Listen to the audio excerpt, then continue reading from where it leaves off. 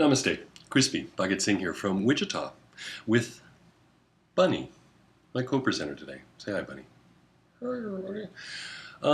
Bunny is my traveling companion, my compatriot. A fantastic yogi, she is. She has a lot to offer anybody who's traveling with her.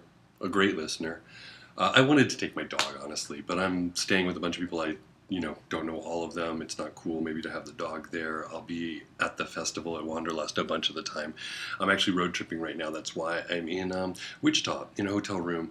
I'm going to crash for a little while and get up about 4 and finish my drive. I'm about halfway there, 500 plus miles today.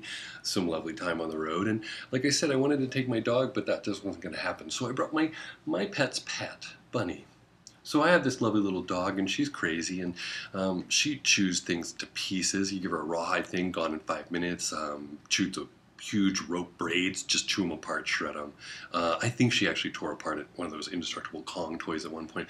But she lovingly carries around Bunny. And so today, as I was packing up and putting all my bags by the door, and if you have a dog or a pet, they're pretty smart. They can figure out when you're heading out and when something's going to change. And she came over and dropped the Bunny by my bags. And I had joked with my wife last night that I should take Bunny as a co-pilot anyway. So here's me and Bunny from Wichita. Just had a good chance to be with myself today. One of the great parts about a long road trip, which is not unfamiliar to me, for those who have tuned in before, I used to be a deadhead, and so I spent an enormous amount of time in my car, traversing the country, up and down, east and west, spending a lot of time just getting places, but enjoying the process of getting there. And so sometimes I can really dig it, and that's one of the attractive things. That's why I decided to actually drive this time up to Wanderlust, so I could have some time to really process and think. And so that solitude has been excellent. And, there's been tunes, and I've been jamming, and there's a whole routine you kind of get in as a driver, maybe joining a little flock of cars for a period of time and hanging out. So I enjoy all the kind of intricacies of the drive, but the alone time has been good. Bunny's a great listener, so I've had a chance to kind of work through a few things. So I wanted to suggest to you that instead of feeling maybe trapped in the car or isolated in a negative way, think about how difficult it is to actually get some solo time by yourself. And so maybe turn the phone off or actually adopt the attitude that I don't talk or text while I'm driving because it's not safe. And I generally don't. I generally don't like talking on the phone in the car. I'm also one of the crazy last, 10% of the people on the planet who actually still drive a stick.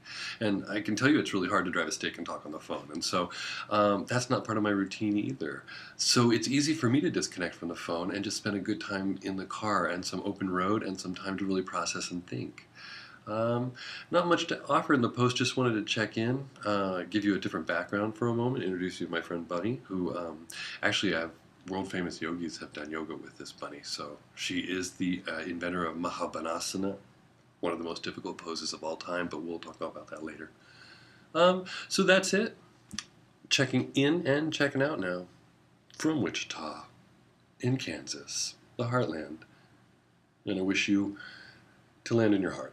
Spend some time with yourself. And find a way to take isolation and treat it as a gift. A little mini retreat. So give thanks and praise. Namaste.